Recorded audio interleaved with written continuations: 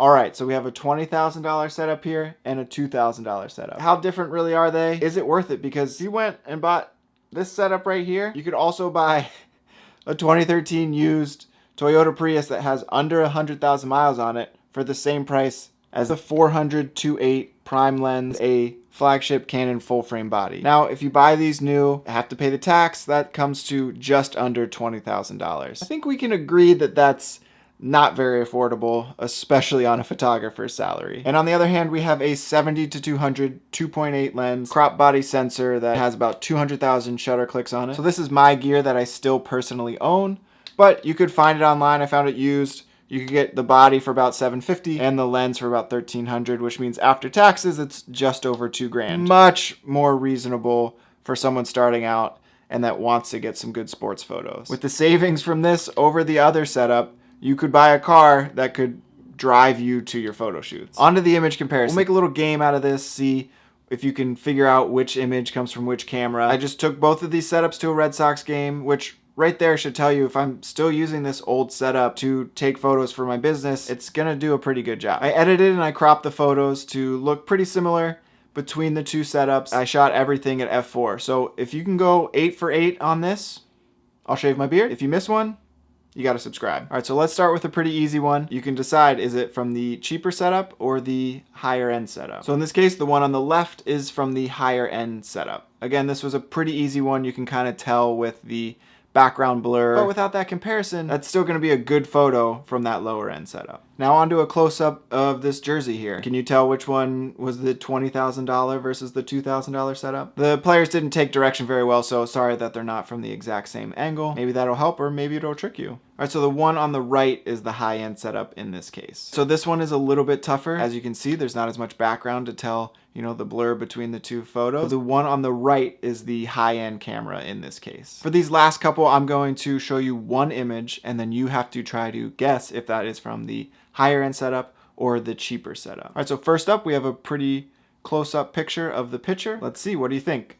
High end or cheaper? So this was taken with the cheaper setup. If I show you the comparisons, you can really tell it makes it a lot easier. The face might be a little bit sharper, and then that background again is just blurred a little bit more. It's still gonna be a good photo from that cheaper setup. All right, so next up we have a little pregame portrait with a little reflection of the stadium and the sunglasses. Which one do you think it is? Cheap or high end? All right, again, this was taken on the cheaper setup. And here's a little bit wider view of the picture. And this is a very standard shot that I have to get every game. Any camera is gonna have to get. So which one do you think this is? The high end or the cheaper camera? This is the cheaper setup again. Bet you didn't think I was gonna do 3 in a row on the cheaper camera, huh? Well, you would have hated being in my high school physics class when I gave my students a test of all true answers on a true-false quiz. All right, am I crazy enough to do 4 in a row? So next we have up another pretty standard photo, a swinging batter of a guy who hit an RBI or a home run, an image that I'm gonna take every game. This is the high-end setup this time, and when you see the comparison, you can tell a little bit again from that background blur, but it's really not that big of a difference. The last one, let's see if you can go 8 for 8, get rid of this beard, high-end or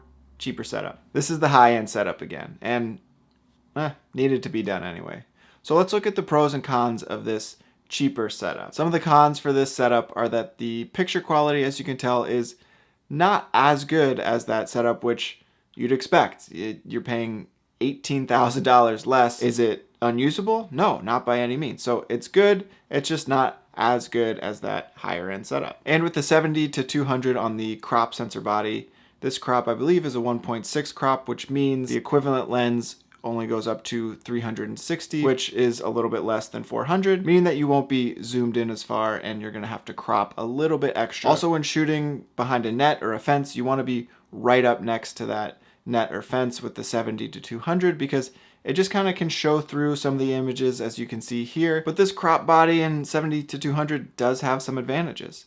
For one, it's a zoom lens, so you can actually zoom in and zoom out and get a different variety of images. Now when you're shooting with the 400, yeah, you get a lot of stuff that looks great, but over time they all just kind of end up having the same feel to the images. It's also so much lighter and just easier to maneuver around with. It makes it a lot easier during warm-ups, pre-games, just running around the field with just that 70 to 200 versus lugging around that big 12-pound 400 plus the camera body on it. And that makes it easier to go from kneeling to sitting to laying on the ground very quickly versus trying to lay on the ground with the 400 can be done, but it is much harder to do than with the 70 to 200 just laying there on the ground. Now, I'm sure there are people out there saying like, oh, he's at a professional baseball game. Of course he can get good images. You know, what about high school sports? Well, I brought it to a high school soccer game. So here's some images from that game. As you can tell, you're still going to get good images. Okay, if you know what you're doing, if you have the skill set, you can still get great images at any level with this cheaper setup. And I'm sure other people are going to be like, well, it's daytime, you know, for both of these games. What about when you're inside at a higher ISO? So I took it inside to a volleyball game, a high school volleyball game. And here's a few of those images, all shot at ISO 3200 or above. Take that, haters. Again, the big question we really want to answer is this cheap setup worth it? Is it good enough to build a portfolio, get paid, or just get better images of your kids playing sports? And yeah, it is. Like, here's what I got from just the cheaper setup at that Red Sox game. As you can tell, these aren't terrible images. There's a wide variety of shots, a lot of different lighting scenarios, and different focal lengths. And it does a decent job of telling the story of the game from that day. Just for comparison's sake, here's a montage of images I got with the 400. Not terrible images. They all kind of have the same feel to them. They all look great, but it's just stuck at that 400 length. And as I said before, I brought this to the Red Sox game to use and submit those photos for USA Today. Some of those pictures are out there on the internet that were taken with this cheaper setup. So it works. You can build a portfolio and you can get hired and you can use the leftover money again to buy a car to drive you to those games. So why would we ever pay 20 grand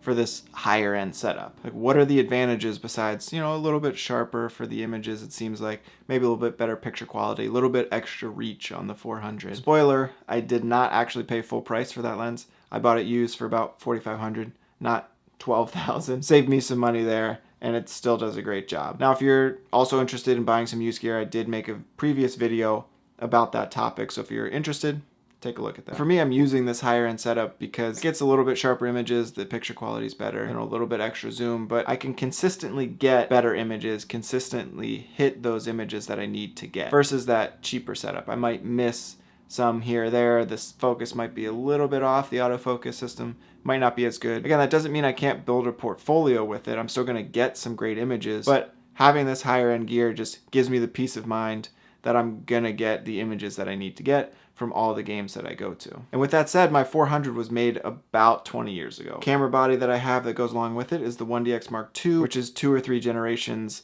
behind the most recent upgrades. So it's only about 4 years old, not as new, doesn't have as many features. Still something I'm gonna be able to get some great images with. I don't need to be upgrading every year with the newest and latest and greatest because it's only gonna give me incremental changes in my workflow or my photo quality. Everything I have now, I can get great images. Maybe I miss 1 or 2 a game, maybe, versus if I had that extra newer, higher end gear. Compared to that cheaper setup that we just had, I'm gonna be getting a lot more photos than with that one. So it's a balance to consistently get those good images that you want versus how much you're willing to spend. So if you have that money to just go out there and buy that $20,000 camera setup, do it. That sounds amazing. Go for it. So for those of us that don't have that kind of cash to invest, just start small, upgrade as your skills increase.